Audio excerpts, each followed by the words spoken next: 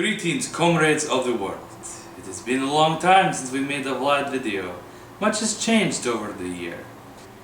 The most important news in my life currently, however, is the fact that Vlad's Troubles will no longer be produced through Rubber Band Productions, but instead to the great and pro-revolutionist film company IXI Studios. I strongly recommend you watch. In celebration of this development, we have decided to release a Vlad's Trouble episode not yet seen by Western media. I hope you enjoy. The days are dark and stormy, where great Lenin once led us. Our eyes see the bright hope of destroying the West, and our hero Stalin Trotsky, with faith from the people, makes video blogs to build up the man that we love, loyal to his Soviet motherland, destroyed by that drunken Yeltsin man. Long live Stalin Trotsky, so manly and bold, scared of his cousin's evil glare, even though he's brave like mighty Russian bear, shining in glory for all it is to see.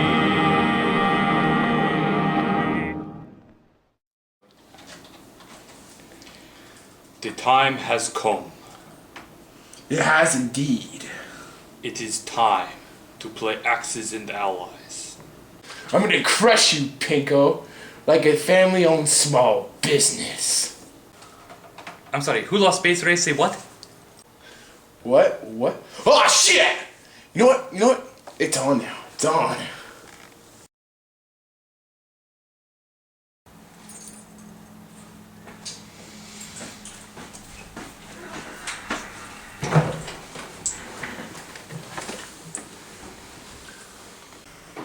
So, I'm kind of new to these board games.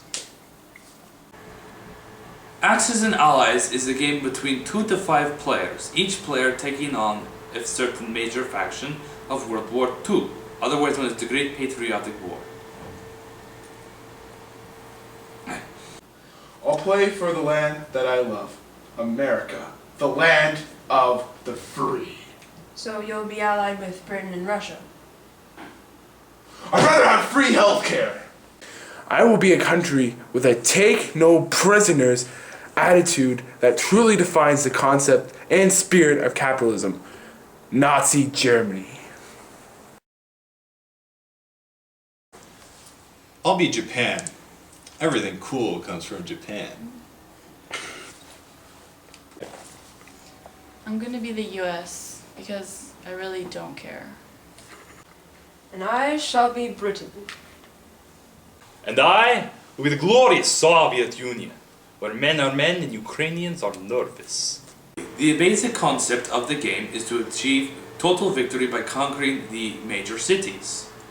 Axis nations get 3, whereas Allied nations get 2. Certain pieces of the board include white chips, which represent 1 extra army, red chips, which equal up to 5 armies, anti-aircraft guns, which can be placed in your territories to protect you from aerial bombardment, and also industrial complexes, which represent nations that you can build additional forces in. And of course there are the casual pieces you always need for any board game, white die and black die. Each game starts with the Soviet Union always having the first turn, due to the fact we are economically the weakest of the countries, for now.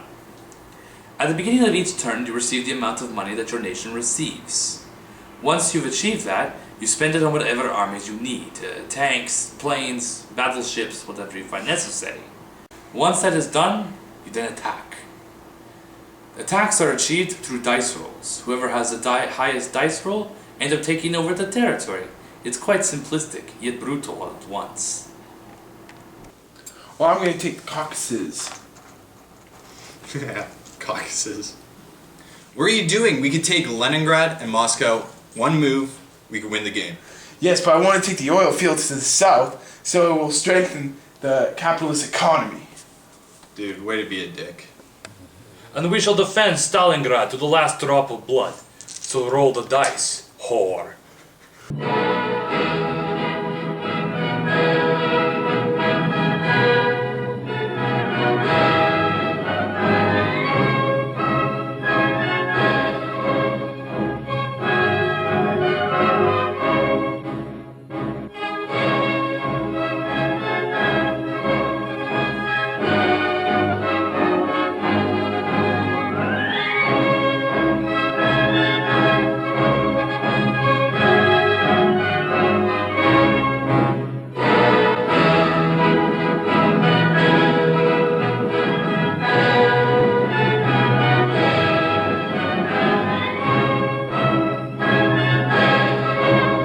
At first, things were not looking good for the USSR against the evil capitalist big business Ben. But at Stalingrad, we held them back and crushed them. Now it is time for the counterattack. Glory to the Red Army and our inevitable victory over that fat son of a bitch.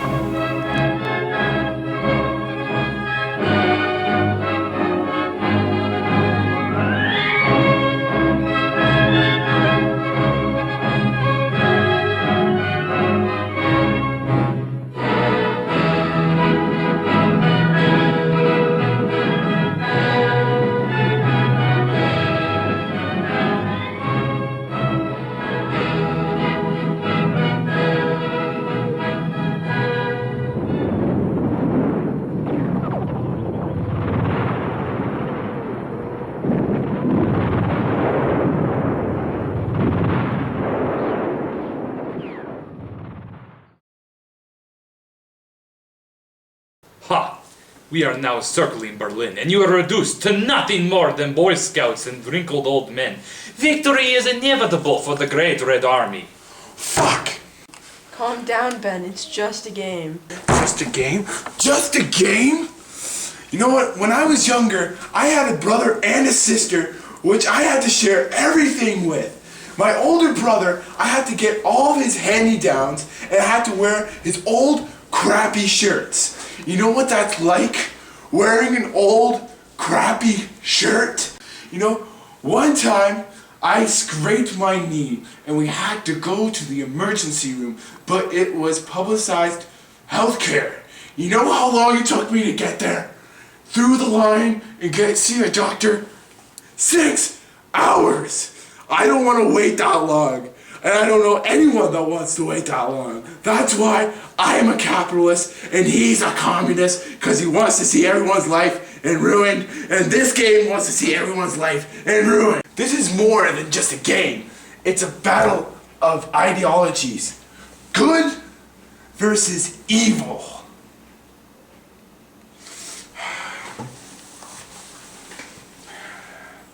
You know what? This game and other board games have betrayed me for the last time. I'm gonna have to buy the board game company and ensure that I win all the time.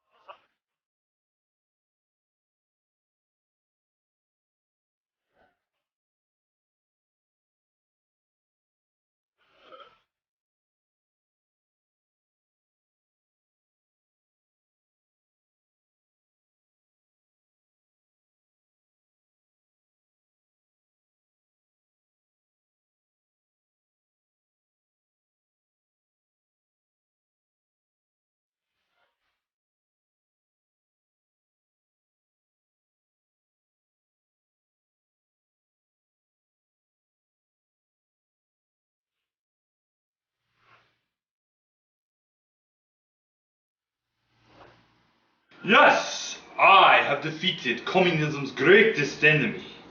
What are you talking about? I stormed the Normandy beaches, bitch. I pushed him right from the frozen gates of Moscow, right into the capital of Germany. Well, I took over Paris. I'm gonna text my only friend Crow and tell her how much I rock at this game. Well, that was shit. What the hell was that? Oh, well, I'm... You think you can mess with me? Air Force shithead. I'm gonna A-bomb your ass. Victory to Marshal Stalin. Finally, a victory over Big Business Ben. After he humiliated me with the Nintendo Wii Fit. After he destroyed my massive answering the question to fans. After he made me destroy the master of the universe. I finally beat him at something. Truly, Axis and Allies is a game for any egomaniac socialist to live out his deepest fantasies of crushing his capitalist foe. Axis and Allies is a beautiful game. Although it does take very long to set up, it is highly enjoyable. I hope you enjoyed this episode, and I can assure you, comrades of the world, Vlad's Troubles is back.